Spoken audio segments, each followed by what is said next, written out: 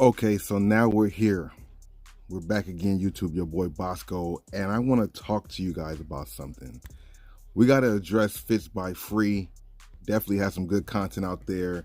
He's speaking for the voice of the people. I get where he's coming from, but I'm on both sides of the coin. I resell and I collect. I resell shoes and I collect shoes. So I don't know how I feel about this when people are celebrating the downfall of a lot of resellers. Now, don't get me wrong. I think there's levels to reselling. I think there's two different type of resellers. If you're an asshole, a jerk, trying to hit people over the head, that's different. If you're trying to get your 20, 30 on top and keep it pushing, break bread and share with others as you get your money, ain't nothing wrong with that. I think there's a lot of jealousy between people who can't resell or don't resell because they don't have the avenues or connections to do it the way that some of the big dogs do it. I've seen them on both sides.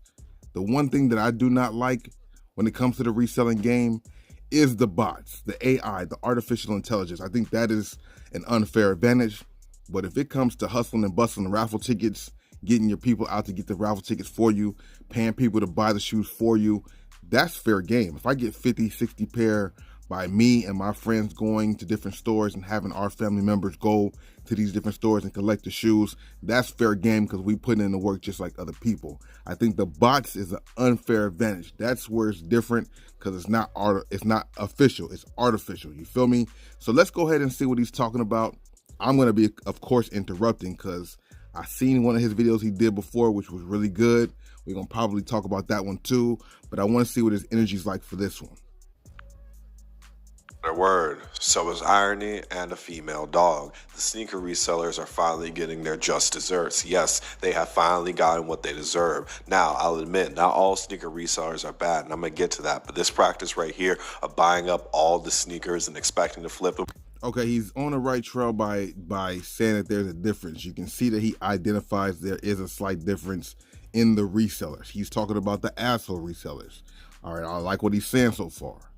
Is not only a dumb idea, but it's morally wrong, and they deserve to get what they're getting right now, bro. They're getting a bunch of bricks. Why?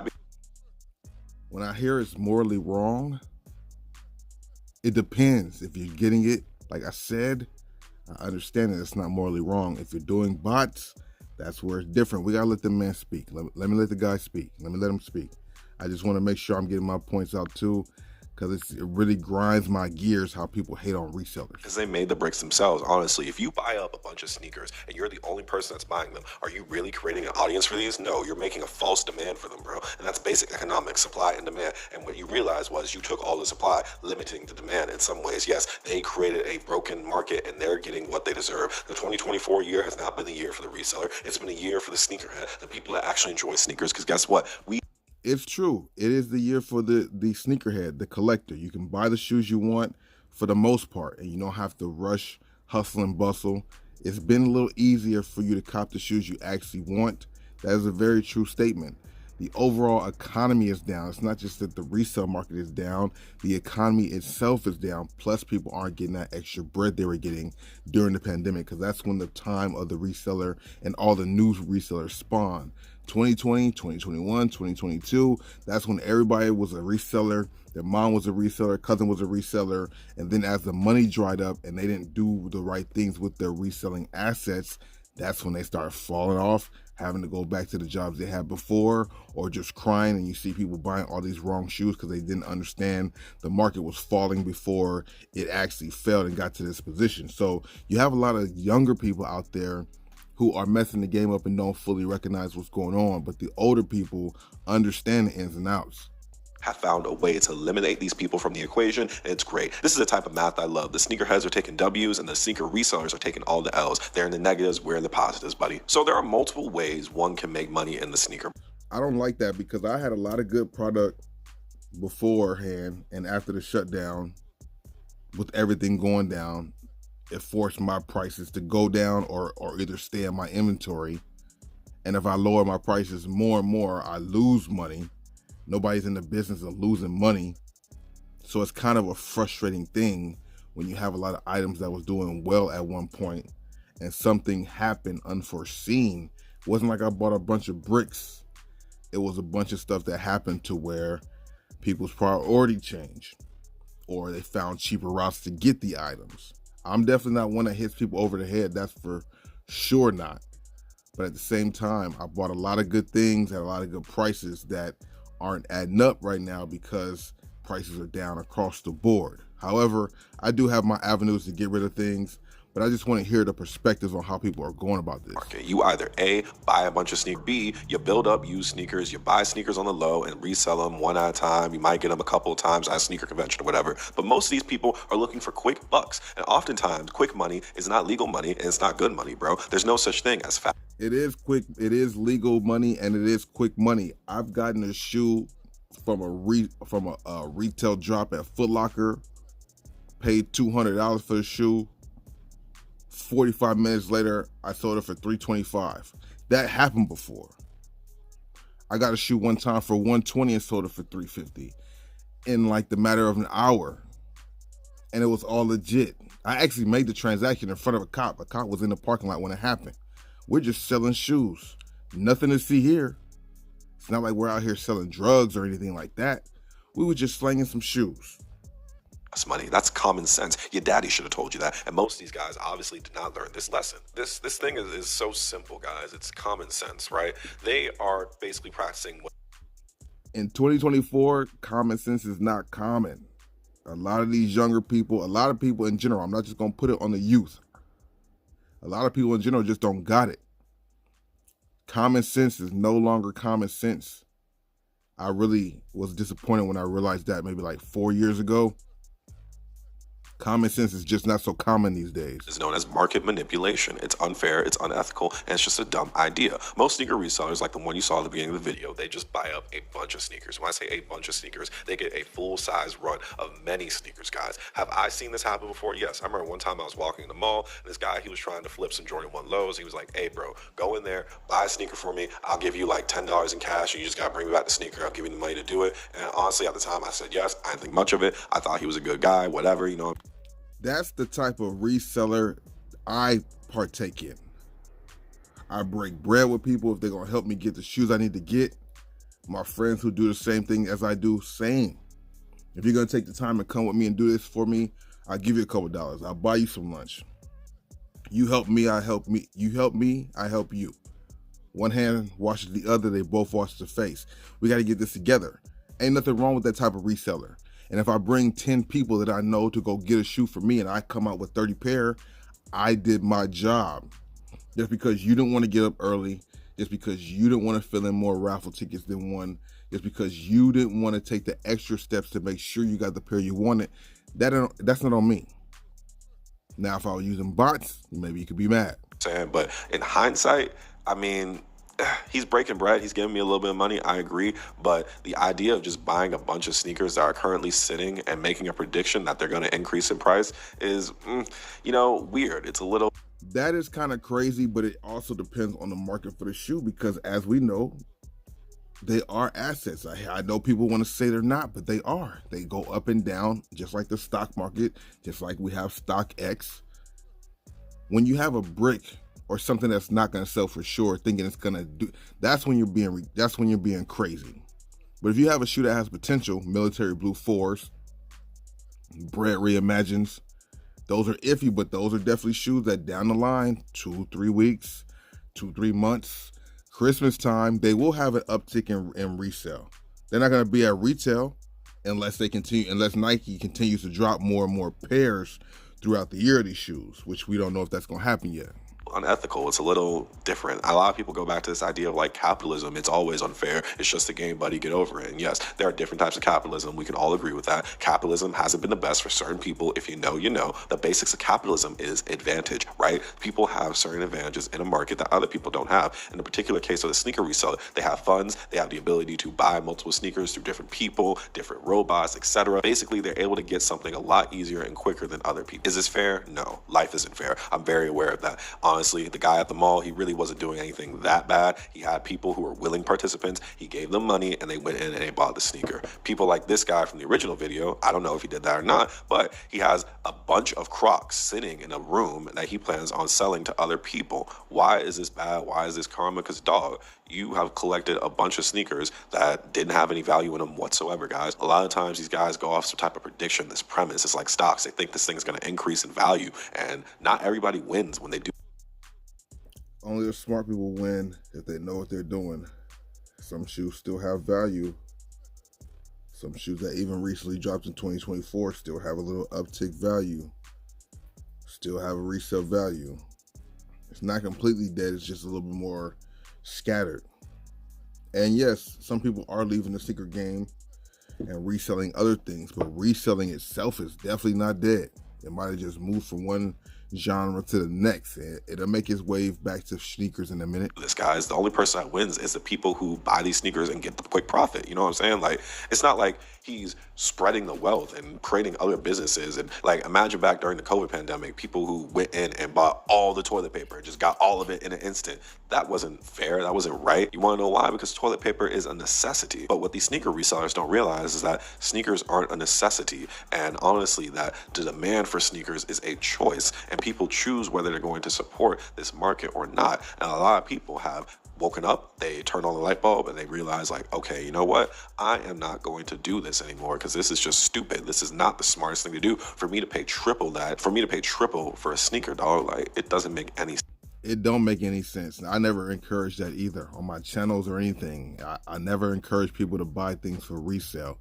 But if they do, I give them the best alternative as far as like what's the lowest resale price to go for. You know, I made comparisons going into retail shops and resale shops in the same mall. The retail shop has a Panda for $110. That same resale shop right upstairs had that same Panda, same size, for $100, $120, $150 more. So it's definitely crazy when you spend that much more money on a shoe. But at the end of the day, if you're the person spending the bread on that, if you're the one getting hit over the head because you're deciding to pull the trigger to pay that price, then that's your fault. You should be the one to have more patience and wait for it to come in your lap a different way. Pause. You should have more patience than going ahead and just spending $500 on the shoe. I encourage people all the time, go to Ross, Burlington, or Marshalls first. You might find 2 or 3 shoes there that then you'll find for the price of one at the retail stores. And that even goes for reselling also. Go to those places as opposed to Foot Lockers and stuff for reselling. You'll have a better opportunity there. But that's a whole other topic for another day. When it comes to the hustle and bustle and any grind, any entrepreneurship, it's about the hustle and the grind and putting in more work than the next person. The only part I don't like is the bot part. But getting up early before everybody, getting multiple people to fill out raffle tickets for you on your behalf, all that's fair game. You paying them to do it too, taking care of them. As long as people getting taken care of, ain't nothing wrong with it, bro. Sometimes it just gets crazy when people on his perspective speak because you just sound like you're a hater in a sense. Not saying that he is in particular, but whenever I would hear it from people out there in the streets, you know, a lot of times it comes from a hating, oh man, you know, man, forget the resellers. Oh, I'm glad those shoes tanked. Why are you going to hate on somebody's downfall? That's a whole nother opportunity or career that they're doing where they don't have to do the 9-to-5 rat race for the most part. They start their own businesses. They do it the right way, which I have seen. There's nothing wrong with entrepreneurship and doing things your own way. And if you got to get in with the game, you got to get in with the game. Like he said in his video, like it's about capitalism. It's been here before us, and that's nothing we could do about it. So you either get down or lay down. You know what I mean? That's what I feel. This is a low effort move. It just requires funds and the ability to buy multiple sneakers, and boom, you have what you think is an instant. What he's saying, that's not easy. Having the funds is not easy to have the funds, and being able to go buy a bunch of sneakers is not easy either. If you're using the bots, I said again, the bots are an issue.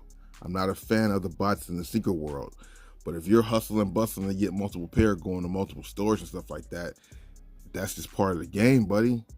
cash machine, but it doesn't work that way. Do these people have a pulse in the culture?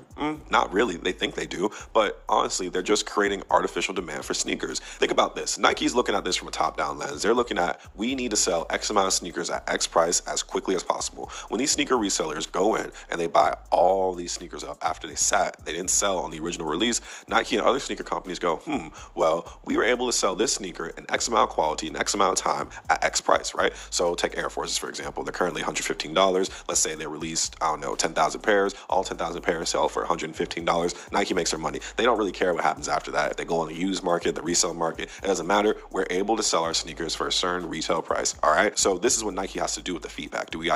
So if Nike doesn't care about what happens after, then why should the consumer, in a sense? Like, if you want something and it becomes coveted, you got to do the thing to get what's coveted. That comes with building relationships too. Being a reseller does teach you things like communication. It does build up your communication skills, your networking skills, your what's the word I'm looking for? Your negotiation skills, and it builds your people skills if you do it the right way. You know, I've said this before. There's unfair advantages in different ways. So people might not like people who can get 5 people to go fill out a raffle ticket and go buy the shoes for them, right?